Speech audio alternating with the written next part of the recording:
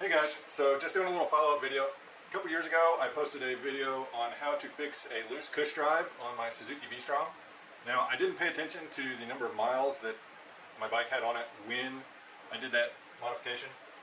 And I don't ride that often, but I know this tire was basically brand new and it's worn out now. This is a Michelin 2CT, I believe it's a Pilot Road 3. And I mainly just do, city commuting, driving. But I would guess this has roughly about anywhere 3,000 to 5,000 miles.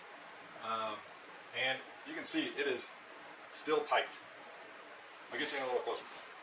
So there is no play in this whatsoever.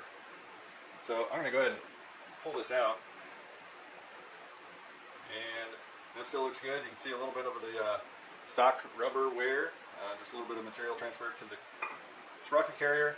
All I did was cut some thin strips of a bicycle inner tube, and I put them between the stock rubber cushion and these little aluminum supports in the wheel.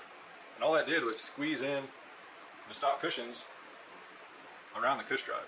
Now I got a lot of criticism, you can see down in the comments, that people are like, just replace it, do it the right way, blah, blah, blah. Well, these things, you're looking about 60 bucks for a whole set of these. And an old bicycle inner tube, got it out of the trash. It's still rubber, and this isn't a moving part. All it is to hold, hold these in place to keep them from shifting. You still have the same dampening that you had with the stock ones, and they're not rubbing back and forth. So, it's really not that big of an issue. I just wanted to show you several years of riding, not a ton of riding, but over several years and several thousand miles, it's still holding up fine. So, if you're unsure or uneasy about doing this, sure, spend the money, get some replacement rubbers, and do it that way. But on something like this, even if these little strips fail, they can't really go out of there any way other than as dust, and they're going to exit through the wheel through these holes. And, it's not a life or death situation if one of these little rubber strips fails.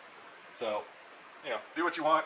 It's your bike, it's your money, but just wanted to post a follow-up. Anyway, catch you guys next time.